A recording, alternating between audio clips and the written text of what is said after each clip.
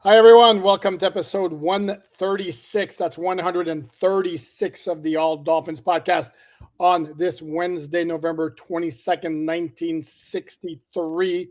It's the day after the Hard Knocks debut, which we will touch on briefly. More Will importantly, we? Didn't we just do a whole episode where we I touched know, on but it? there was some follow up because we spoke to Tyreek Hill in the locker room after practice on Wednesday, which Touche, was touche. okay, thank you. I like to touche. Um, and it also was the only practice of the week, the only real practice of the week besides walkthroughs. Before we do that, as always, we're going to start with our tribute to a player who wore the jersey number corresponding to the last two digits of the episode number.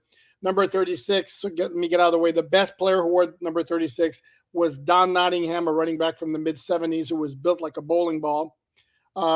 But I believe we addressed him in the first go around, and then we're going to go with Tony Lippett instead. We may have discussed Tony Lippett first time as well. Who knows? He was a fifth round pick in 2015, I want to say, when the Dolphins had four fifth round picks, and the other three were Jay Ajayi. I'm going to forget now. Bobby McCain. Bobby McCain and Cedric Thompson, a safety from Minnesota. Tony Lippett was a former wide receiver converted to cornerback whose best outing was a game when he had a couple of picks, maybe three. No, he had two, and a 2016 win against the San Diego Chargers that was part of the run to the playoffs for the Dolphins. Yes, I remember him as being part of the run to the playoffs for the Dolphins. He never had much of a career outside of Miami, but cool guy. Yep, good dude. I had actually interviewed him at the Senior Bowl before the Dolphins actually wound up drafting him.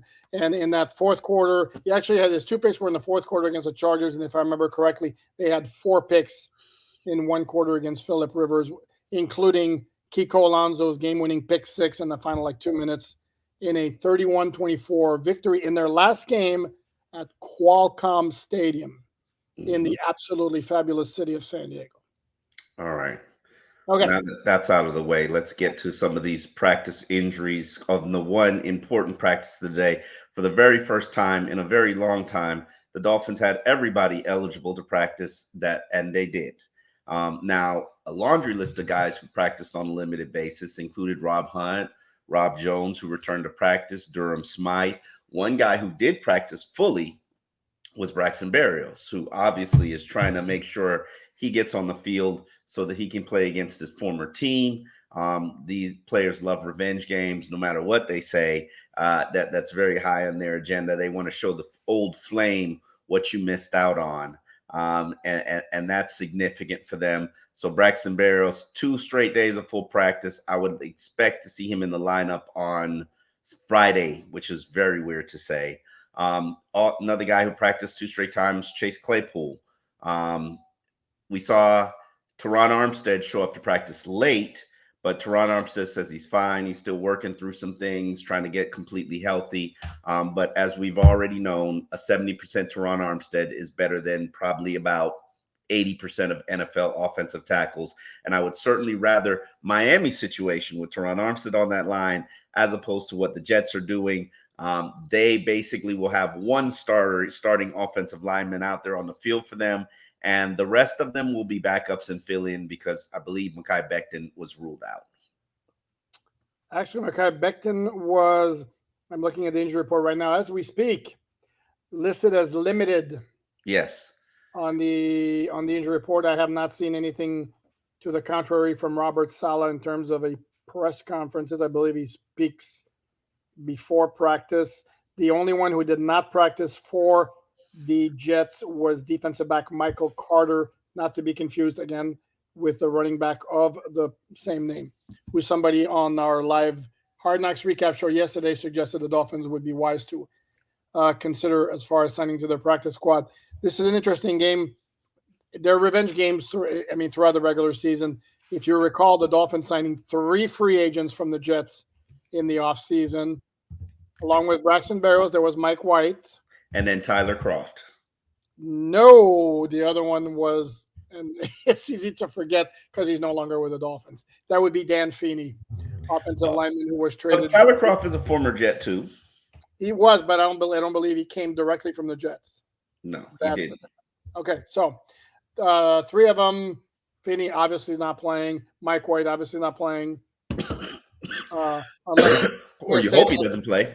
well, unless it's a blowout, and I don't necessarily expect a blowout because the Jets defense is good. However, as again we discussed earlier, you put that kind of pressure on a defense to always go back on the field because your offense, Yeah. how should I put this delicately, sucks so bad. Eventually, it's going to wear down a defense, and that's kind of the game I'm halfway expecting. Again, on the Dolphin injury report, not one single solitary defensive player. I can't tell you how crazy I find that on November 22nd. It's a real good indication about how they've been trending up. And I wrote in a piece about the Dolphins' record facing quarterbacks with 5 or less games of experience. They've got a 5-1 record since 2021, and in that story, I put up the stats that they've had since Jalen Ramsey's emergence in the Dolphins lineup. This will be his 4th game. And the Dolphins have performed like a top 5 defense in yardage allowed and in points allowed during that stretch. And I can tell you they're continuing to trend up. And it certainly doesn't hurt that they're going to be facing a young, inexperienced, well, he's not young, but an inexperienced quarterback who doesn't have many starts and hasn't won an NFL game in his 3 starts. Yeah, and I just posted an opposing our weekly opponent breakdown piece. Which you can find on alldolphins.com for free, where you can get your daily coverages. How many stories did we have up yesterday, Poupart? It was 8, and today we're up to, by the time we're done, we'll be about 7. Did you count mine, the one that I'm going to do? Of course I count yours. I never forget what you do, Omar. Okay. Yeah, no, it's, Thanksgiving. It's funny. I just had a friend who gave me a call wishing me happy Thanksgiving, and I know you're going to have to work Friday. I'm like, work Friday? Forget work Friday. I'm going to work Wednesday, Thursday, Friday, and not complaining because I love my job. That this is the life of an NFL writer. There's no such thing as the holiday season because it's all about work. I always say holidays get really interesting because we're always working during the holidays, and then you see people off and people spending time with their family, and I'm like, must be nice. Mm-hmm. Yep. Yeah. No, and I got kids who are like always talking to me about let's go to Canada for Christmas, and it's like, I can't. Daddy works for Christmas. So we'll try to go during spring break when there's still probably going to be snow in the mountains where my family lives. So as I was saying though, sidetracking here on alldolphins.com, there's our weekly opponent breakdown where I reached out. There you go. Where I love where. I'm babbling here. I spoke to Ralph Ventry, who is the publisher of Jets Country, the Fan Nation Jets site. And he's basically talking. I'm like, what could the Jets do? And what kind of differences could Tim Boyle possibly make and accomplish that Zach Wilson couldn't? And he basically told me, no, not really, nothing. So, they've gone, and then in a mailbag, which is also on alldolphins.com, go Omar. Somebody asked basically, what does Tim Boyle have? And right now I said basically what he has, the best thing he has going for him is he's not Zach Wilson. And he's a mystery where basically they've got to rummage through film of including exhibition games to see what is his tendencies, what is he like. Maybe you got to go back to his college film at Western Kentucky or Eastern Kentucky. I can't remember which one it was. I think it was Western Kentucky, which interestingly enough, right. That he was from there. Look at you looking it up. Obviously. Well, I am going to look it up because let's get into the Hard Knocks recap. UConn and Eastern Kentucky is where Tim Boyle played. Eastern Kentucky. Okay. It was Eastern Kentucky. I said one of the direction. Rivals. You really think Eastern and Western Kentucky are college rivals? No, but I know Western Kentucky's got a good program. Eastern Kentucky, I've never. And in fact, I don't even think they're in the same division. I think Eastern Kentucky's FCS. Your guess is as good as mine.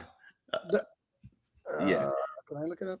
Okay, go ahead. Hard Knocks. We're going to touch on Hard Knocks again. Yeah. Basically, we asked. It was a mixed bag whether or not players watched it, whether or not they didn't watch it. Tariq said he watched it. Bradley Chubb said he watched it. A number of players said they didn't watch it.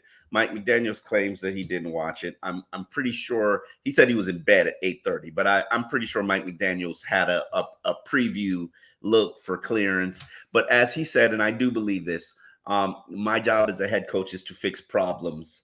And if there is no problem, then people don't come it to me or bring it to me. So there seemingly wasn't a problem with Hard Knocks. And he also said he wanted our reviews of his performance during Hard Knocks each week, which I thought was cute. And you know, and Tyreek basically talked about Hard Knocks. He says his wife made him watch it. And he was all hot and bothered when he heard about the nacho incident, when him and his family were going home. But then when he saw the video evidence, the man was innocent. He was not responsible for spilling nachos on his wife. His wife actually knocked the nachos out of his hand and onto her clothing. Tyreek said he was hot, and then he looked at it. And he was like, "It was your fault," and he thought it was funny. But yeah, and Tyreek also said he didn't know he made as many noises and grunts and sounds when he was running. And he said, now I know. Bradley Chubb said he really enjoyed the different angles and perspectives of the game that they show, because as players, they don't even know those things. He didn't even know anything was going on with Tyreek Hill's hand during the whole incident. And for the record, Tyreek Hill's hand is fine. No brace, no splint, no nothing. Played Fortnite the other night. He's fine.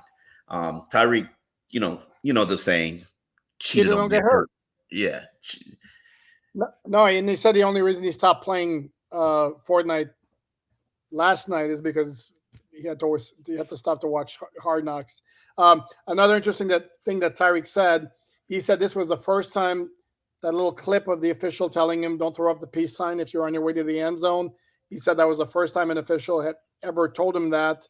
And by the way, for those who think that's like petty of the official telling him that, that's the official doing him a favor, because the official could have said nothing, and that Tyreek had done this on his way to the end zone. That's an automatic flag for taunting. So the guy was doing him a solid. And it's not unheard of, because I've seen other shows where they have like mics on officials for the officials to talk to players before the game and like, watch this, we'll be on the lookout for this and stuff like that. So it's not unheard of. Tyreek did say that was a first for him. He says the peace sign has been suspended but could return. But yeah, it's I'd rather see Tyreek celebrate in other ways. Be creative, doing the dance. The peace sign is not necessary. If you peace, like, do you have to turn back? Can you just peace forward? There you go. I think if you're piecing, that's dangerously close. If you're piecing or throwing the peace sign in somebody's face, I think there's a little bit of taunting there. Whereas if you were to look straight ahead and go like this, then I don't know that that's egregious.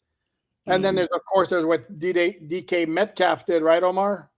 Yeah, that was interesting. He signs his smack talk, which was, I didn't know that until today. Find it very creative. Says 44 is, I'm 44's daddy, in sign language. But that was really dope. That was really dope. But yeah, I would like, and Tyreek also addressed something. He was like, yeah, this Jets defense, they're very good. Their offense has got some issues that they're trying to work out. But he's like, yeah, we got our own issues that we're trying to work out on offense. And it's just like that sometimes. And I would agree with him. We're not seeing widespread celebrations on the Dolphins sidelines the last couple of weeks, just because, they're not putting up the points and the total yardage that they usually do. It's been a little bit of a struggle city. Another thing that we addressed today with Mike McDaniel and Jeff Wilson and Raheem Mostert, because everybody knows the Dolphins right now are having a backfield issue. They just lost Salvon Ahmed, Devon Achane, who practiced today on a limited basis and looks fine. He's battling re-aggravated knee injury. We haven't seen him in the locker room since the injury. I am going to predict that he might play, but might not be the number 2 back. And I asked Mike McDaniel about Jeff Wilson because, unlike some people, I expect Jeff Wilson to be a major factor in the backfield, primarily because he's the highest paid back. And when you're the highest paid back, I definitely expect you to be a contributor. And I know that he had some injuries early in the season, began the year on IR, but he hasn't had a significant role in this offense. And then he was inactive last week.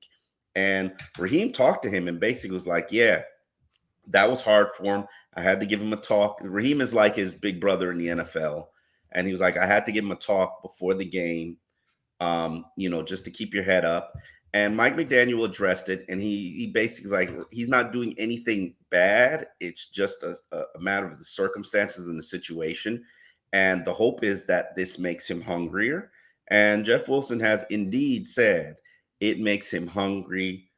It makes him really focused on locking in on what he needs to be doing. And I definitely expect somebody to come out there and play like, somebody's trying to take something from him. So it'll be interesting to see what his role will be and what his impact is going to be in the game. But Jeff supposedly a hard worker. He's a great guy. I would love to see him get the opportunities and carries that, he once had in this backfield when he used to be the 1-2 punch with Raheem. Yeah, and don't get me wrong. I have no issue with Jeff Wilson. I think he's a solid player. I may not think he's quite the stud that perhaps you think he is. I didn't say he was a stud. Okay, well, and I never said he was a scrub. So I mean, maybe we're actually more on the same line. I do want to say something, not along those lines, but something else that Mike McDaniel said that I found very interesting. That he said he was optimistic Robert Hunt could play. No. That he was optimistic Robert Hunt would suit up, not necessarily play. So could we be looking at a situation like we had with Connor Williams, the last game where he didn't play, he actually was active and pulled a DNP? Absolutely. I don't expect Robert Hunt to play, but I think getting him active and having him as an option there in case something happens at guard is definitely a step in the right direction. If you followed Mike McDaniels all season, and you guys who watch the All Dolphins podcast and who pay attention to our stories, Mike McDaniels is focused on what? When the Dolphins are playing elimination games. That's games that are not only going to decide your playoff fate, but also decide whether or not you host home games in the postseason. Even Raheem Mostert said, we're going for the number 1 seed because we know we're that team when we're here at home. And we definitely want that advantage. And so this isn't a game where you have to force Robert Hunt to play when he's not 100%. So I think we're going to see him get rested this week, especially on a short week, even though I know he hasn't played for the last 3 weeks, counting the bye. I think we make it a go full 4 weeks, and then we bring Robert Hunt back. It doesn't benefit Robert Hunt as well to go out there in a free agent season because he's going to be an impending free agent and put out bad film. So let's get Robert Hunt healthy. Let's get him back in the lineup. And I really think that last week's ride on the Eichenberg Express was not bad. We did not crash. It was solid. It was respectable. And I heard that term. What'd you say? I thought you had retired that term. What term? You know what term? The Eichenberg Express. Oh, hell no. That Eichenberg Express is going to be here for the rest of his career as long as he's here. Because that's just what it is. It's a very unsettling situation. And right now, he's played a couple of games decently at center, and he's played a game decently at right guard. So, props to Eichenberg. We have not crashed on the Eichenberg Express. But this week, is going to be a very interesting game because you're playing one of the most forceful defensive fronts in the NFL. Right now, the Jets are ranked 11th in the NFL in defense. Miami's 12th. And with an offense that provides no help. That's always, I'm serious. That always needs to be mentioned because it's like, okay, they're 11th, which is good, but not necessarily great. Yeah, they're 11th with an offense that's always giving the ball back to the opposing team. Yeah, so that's your 11th. This is where, you know me and stats and nuance and context, that 11 is a lot more impressive than your average usual 11th. mm-hmm. One more thing Mike McDaniel said that's interesting, very interesting and important. He said De'Von Achane, based on all the medical reports they have gotten, will be at no greater risk of injuring the knee if he plays. The only issue is whether he, from a pain tolerance standpoint, he can get through the game. And that's going to determine. My guess, I have a hard time seeing a scenario where he's not up, particularly since they're short on bodies, unless they also very well might elevate Darrington Evans from the practice squad. Who's played 5 games for the Chicago Bears, by the way. So he's not somebody who's a complete stranger. And he knows this offense, and he can also serve as a returner. So it makes sense. So it could be that they have 4 to see how much Achane can handle. And if early in the game he tells McDaniel this is rough, then shut him down and go with Evans as your third guy. Don't need to have 12 defensive backs, especially if you're going to have a guy who's not going to play a single solitary snap like Eli Apple did last week. Excellent point, especially when Eli Apple doesn't contribute on special teams. They've also got the receivers coming back, and Braxton Berrios. River Craycraft is already back. And then you have Claypool. I don't know how much Claypool is practicing or working. He is on a limited basis. But more than likely, you'll probably see Claypool ahead of Robbie Chosen just because Claypool plays on special teams and Robbie does not. What does that mean? I don't know, but it certainly can't hurt you considering Durham Smythe is a little bit iffy. And I watched him practice a little bit today. There's still a limp to the gait. However, Durham Smythe isn't really a route runner. You'll probably need him in the red zone, but what did I tell a lie? Route runner's harsh. I mean, he runs right. He doesn't go downfield. Durham is a very valuable player. I'm not putting disrespect on his name. He's a very valuable player, intricate part of what the Miami Dolphins do. I call him and Alec Ingold the janitors because they clean up every single thing when there's a protection issue. But let's not act like they're both dynamic weapons in the playmaking department. Ooh, somebody has soured on Alec Ingold, man. Well, no. Don't do me like that. Don't do me like that. Alec is not only hurt, but he's also, I mean, when you look at this offense, it's just they do need a number 3 weapon. I guess in the passing game. Now, I don't know if you consider Devon that third weapon or Braxton Berrios that third weapon, but they do need a third target outside of Tyreek and Jalen Waddle. Now, who will that be or who can it be? I have absolutely no idea just because they spread the ball around a lot. So, but it would be nice if somebody stepped up and was a playmaker. And I definitely think Alec Ingold can do more, but No, but you made the point that the dude's been banged up in one way, shape, or form the entire season, and he's played through stuff. I don't recall the last time he was not on the injury report, and it's been a foot for a long time, and now he's got an ankle on top of that. So, but this is why I think he hasn't been quite the factor on offense that maybe he otherwise would have been. And we should point out that outside of Robert Hunt, there are some injuries on the offensive line with Lester Cotton, Austin Jackson. Watched Austin Jackson today. Doesn't exactly move around like a spry spring chicken. Now, this is part of the bumps and bruises that come with being in the NFL, especially when you play in the trenches and you're 1,000 to 1,100 snap getter, which Austin Jackson is.